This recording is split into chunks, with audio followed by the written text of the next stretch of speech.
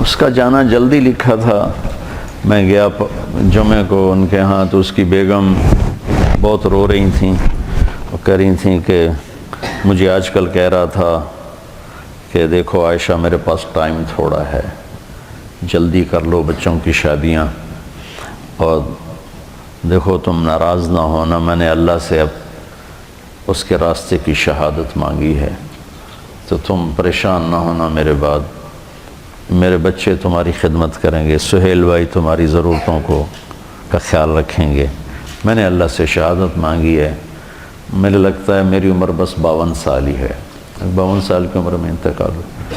تو کہنے لگی میں نے اس سے کہا تیری ماں 75 سال کی عمر میں مری، تیرا باپ 80 سال کی عمر میں مرا، تو کیوں ابھی سے موت کر رہا؟ کہتا بس مجھے لگتا ہے میرے 52 سال ہی ہیں، لہٰذا پریشان نہ ہونا میرے بعد، اللہ تمہیں ضائع نہیں کرے گا، تمہارے بچے تمہاری خدمت کریں گے، سہیل بھائی تمہاری ضرورتیں دیکھیں گے. تو میں نے اپنے اللہ سے مانگا کہ میں اس کے راستے میں اپنی جان دوں. تو کہاں سے تقدیر نے اس کو اٹھایا، امریکہ سے انگلینڈ آیا، انگلینڈ سے کراچی آیا، کراچی سے لاہور آیا. تو لاہور تھا تو سعید چلی کی جماعت میں چل رہا ہے وہاں چترال.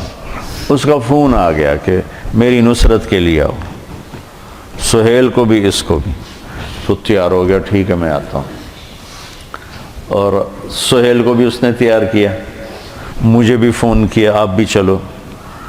تو سہیل نے بھی کہا، میں نے کہا ٹھیک ہے آپ لوگ تو چلو، میں بھی دیکھتا ہوں اگر موقع ہوا تو میں بھی چلتا ہوں آپ کے ساتھ، میں تو کبھی چترال گیا نہیں، چلو آپ کی برکت سے میرا بھی سفر ہو جائے گا. کاش آپ میں سے کوئی بچہ مجھے اس جیسے اخلاق والا مل جاتا.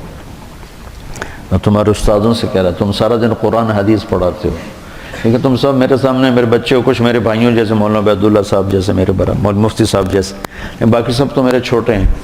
میں نے کہا میں دیانتداری سے کہتا ہوں، میں تم میں وہ اخلاق نہیں، اپنے میں وہ اخلاق نہیں دیکھتا جو میں نے اس نوجوان میں وہ اخلاق دیکھے. تو سٹیج پر جب اداکار آتا ہے تو اس کے آنے کا جو وہ ہوتا ہے نا، اس کو کہتے ہیں انٹری، وہ اگر ایسی ہو کہ مجمع اثر لے لے تو پھر وہ چھا جاتا ہے. وہ آئے جواد وسیم کی طرح پیٹ نکال کے تو وہ کبھی بھی سٹیج پہ مشہور نہیں ہو سکا. تو ایک اداکار کا آنا یہ بڑا قیمت رکھتا ہے. ایک جب وہ اپنا پروگرام یا اپنا حصہ ختم کر کے جب نکلتا ہے پیچھے، ایک وہ بیچ میں کچا پکا بھی ہو جائے تو کوئی فرق نہیں پڑتا، لیکن اس کا آنا بھی ہونا چاہیے گرم جوشی کا، اور جانا بھی ہونا چاہیے گرم جوشی کا. تو پھر بیچ کا جو کچا تاثر ہے یا تھوڑا جو ڈاؤن ہوتا ہے وہ لوگ بھول جاتے ہیں. تو پھر میں وہ اس کو تشبیہ دیا کرتا تھا، میں کہا جنید تیری انٹری بڑی زبردست ہوتی ہے. مجھے اتنے لوگ فون کرتے ہیں، کبھی کوئی ایسے گرم جوشی، کبھی کسی نے مجھے اتنی گرم جوشی سے کبھی نہیں کہا مولانا مولانا مولانا، چاہے دن میں 10 دفعہ فون کرو اسی گرم جوشی کے ساتھ بول. یہ میرے والد مرحوم میں عادت تھی کہ وہ جس کو ملتے تھے آؤ جی ایسے کر کے ملتے، تو لوگ ساری زندگی یاد رکھتے تھے. وہ پہلی انٹری ایسی ڈالتے تھے، حالانکہ وہ بڑے غصے والے تھے، لیکن پہلی انٹری ایسے آؤ جی، تو وہ لوگ ساری زندگی یاد رکھتے. اب مجھ سے وہ ہوتا ہی نہیں ہے. ایک دفعہ ہمارا نائی، میں نے شاید پہلے بھی سنایا آپ کو، عبدالشکور مرحوم فوت ہو گیا. مجھ سے کہنے لگا مولانا صاحب توڑے دیرے آمن دی کوئی چس کوئی نہیں، آپ کے دیرے آنے کا کوئی مزہ کوئی نہیں. میں کہا کیوں؟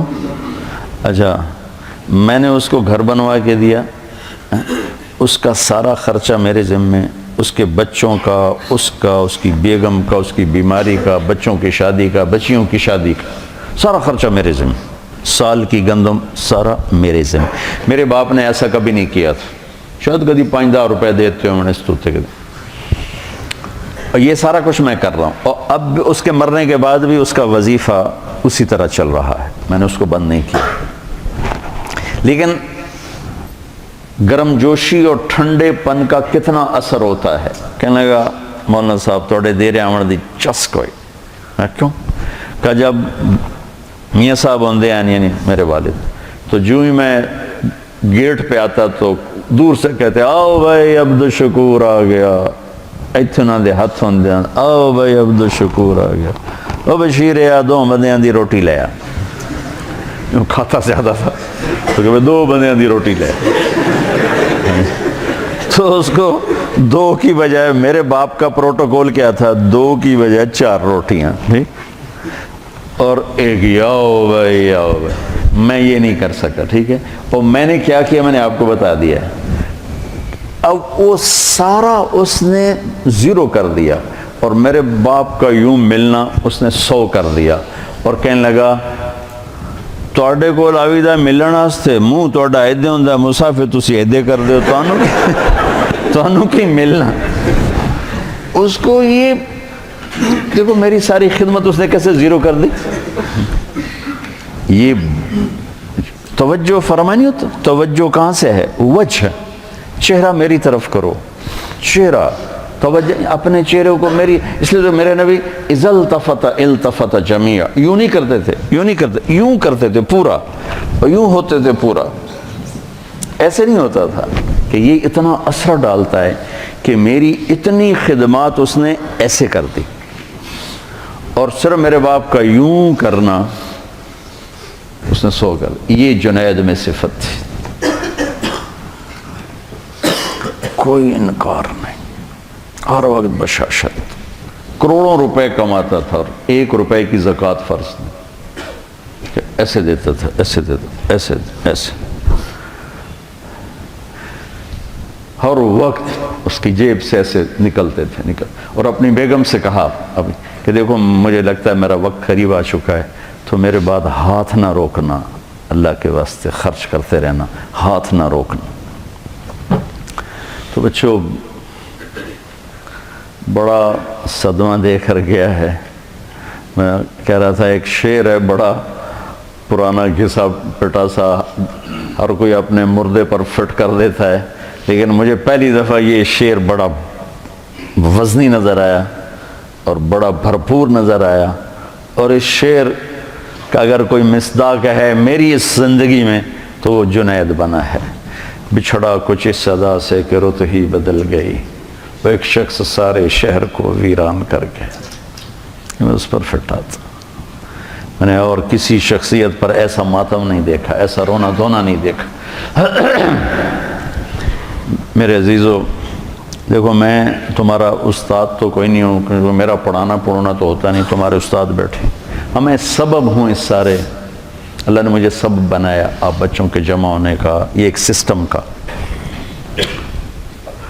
زندگی اس امت کو مختصر ملی ہے، کام بہت بڑے ملے ہیں، اس میں سارے نہیں ہو سکتے، سارے نہیں ہو سکتے، ایک ہی ہو سکتا ہے۔ ایک سے مراد ہے یعنی جو زیادہ اہم ہیں ان میں لگا جا سکتا ہے۔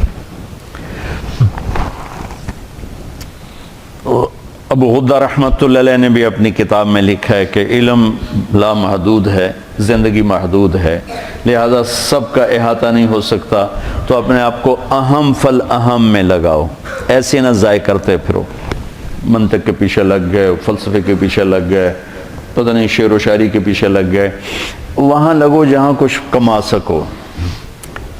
آپ میری سب سے قیمتی متاع ہو، میرا اپنی معیشت پہ کوئی محنت نہیں، اس لیے میرا اس سے کوئی تعلق نہیں بن سکا، گھر میں میرا رہنا واجبی سا، میری محنت جو بھی ہے ٹوٹی پھوٹی محنت کا لفظ تو کہنا ہی توہین ہے، جو بھی گزری آوارہ گردی گزری، اب جیسے بھی گزری، جوتیاں چٹ کھاتے گزری، تو اب لوگ نا میرا سرمایہ ہو، اور جب آدمی کے پاس سرمایہ تھوڑا ہو نا تو وہ چاہتا ہے کسی اچھے کاروبار میں لگے تاکہ پروفٹ زیادہ ہو۔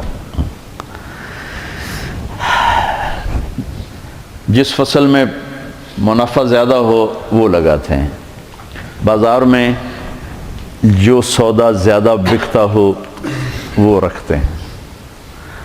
تو جنید کی موت نے پھر میرے پر تبلیغ کی ہیبت طاری کر دی کہ ایسے ہیرے لاکھوں کروڑوں پڑے ہوئے ہیں، خانقاہ والے چل کے نہیں جاتے، مدرسہ والے چل کے نہیں جاتے، تبلیغ والے چل کے جاتے ہیں، جو انبیاء کی سنت، جو انبیاء کا شیوا ہے کہ گالیاں کھا کے پھر دستک دیں، یوں بیٹھنے والوں کو سنانا، اصابعہم فی آذانہم اور واستغشوا ثیابہم، کون سنائے گا؟ کسی میں طاقت ہے؟ اللہ کے بندے نوح علیہ السلام نے 950 سال ایسی قوم کو سنایا، تو اللہ نے تحفہ کیا دیا؟ کل عالمین کو چھوڑ کر آپ کو سلام پیش کرتا ہے آپ کا رب۔ بے طلبوں میں جانا، ایسے ہیروں کو ڈھونڈنا۔ اچھا میں کبھی تقابل نہیں کرتا، میں متعصب نہیں ہوں کہ میں کہوں بس یہی ہے اور کچھ نہیں ہے۔ جہاں سے ایک آدمی کو بھی فائدہ ہو رہا ہے اس کو بھی سلام کرتا۔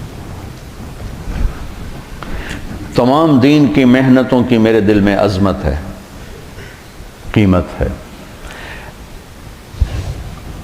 مجھے کسی ایک کو اختیار کرنا ہے تاکہ مجھے بھی فائدہ ہو، تو میں اس میں لگنا چاہتا ہوں جس کا نفع مجھے دنیا اور آخرت میں زیادہ ملے، چونکہ ٹائم بھی تھوڑا ہے، عمر بھی تھوڑی، اسباب بھی تھوڑے ہیں، کام بے شمار ہیں۔ تم خالی راستے سے پتھر ہٹانے پر بھی لگ جاؤ تو اللہ اس پر بھی بہت بڑی جنت عطا فرما دیں گے۔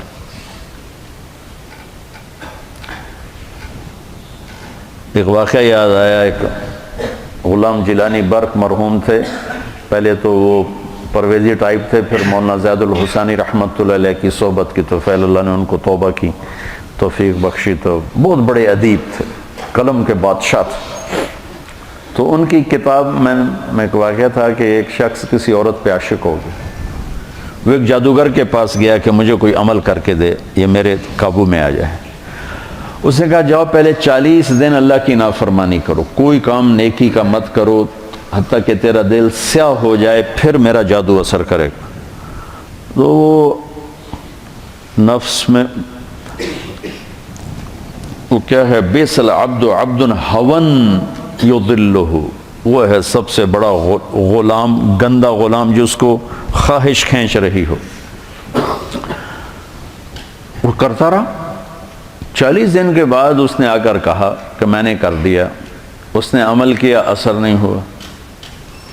وہ کہنے لگا مجھے تو نہ خدا ہے ملا نہ وصال صنم، میرے دردوں میں گلنا گئی آئے، تو میرے نال کی کیتا ہے؟ وہ کہنے لگا ادھر بیٹھ جا، سوچ 40 دن میں کوئی نیک کام کیا؟ کہنے لگا کوئی نہیں کیا۔ کہ میں نہیں مانتا، یہ ہو ہی نہیں سکتا، تو یہاں بیٹھ سوچ کوئی 40 دن میں نیک کام کیا؟ وہ سوچتے کہنے لگا اور تو کچھ بھی یاد نہیں، جا رہا تھا راستے میں پتھر پڑا تھا، میں نے ایک طرف کر دیا کسی کو ٹھوکر نہ لگی۔ تو جادوگر کی ہائے نکلی کہ لعنت ہے تجھ پر کہ تو ایسے کریم رب کا نافرمان ہونا چاہتا ہے جس نے ایک چھوٹی سی نیکی پر تیرے ایمان کو سلامت رکھا۔ کہ میرا جادو چلتا ہی اس وقت ہے جب ایمان رخصت ہو جائے، تو توبہ کر اور میں کلمہ پڑھتا ہوں۔ اس لیے میری نظر میں دین کے کسی کام کا استخفاف نہیں، لیکن کیا فرض اور واجب برابر ہیں؟ بولو، واجب اور سنت برابر ہیں؟ سنت اور سنت غیر موقدہ برابر ہیں؟ نفل اور سنت برابر ہیں؟ تو میرے عزیزو، اس وقت جس جگہ تم طاقت لگا کے دنیا اور آخرت میں بہت بڑی کمائی کر سکتے ہو وہ تبلیغ ہے۔ اگر آپ دائیں بائیں کوئی ذکر میں چل پڑا، کوئی کتابیں لکھنے میں چل پڑا، یہ سارے میں سلام کرتا ہوں، واللہ میرے دل میں کسی کی کمی نہیں، یہ کل علی خیر، کل علی خیر۔ تو میں چاہتا ہوں اپنی طاقت تبلیغ میں لگاؤ، تبلیغ